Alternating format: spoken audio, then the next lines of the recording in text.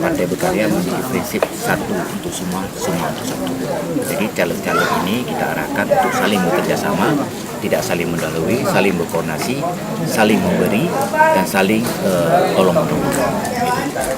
Mungkin ada harapan kepada kader di Sulawesi Aceh, Pak? Yang pertama, kader harapan kami sesuai dengan arahan Ketua Umum Haji Dr. Muhammad Dawud Putra kepada kami bahwa untuk mengkampanyekan terus ekonomi kerakyatan, bahwa bangkitkan gairah masyarakat lagi, gairah petani di pedesaan, karena sampai hari ini adalah harga-harga petani, hasil produksi petani itu jauh di bawah jangkauannya.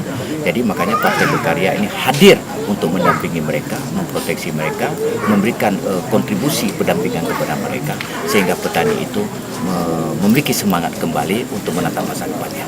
Jadi makanya Partai Berkarya lahir ini sama seperti cita-cita Father Bapak Pemohon almarhum Haji Muhammad Soeharto, bahwa ingin mengembalikan kembali suasana pangan sendiri. Kemudian target kami adalah, kami yakin dengan militansi ketua-ketua, ini Ketua Aceh Besar, Yusri, ini Ketua Banda Aceh Pak Haris, sangat yakin bahwa kami akan mengisi parlemen di DPRK maupun di DPRK Kota dan DPRK. Ini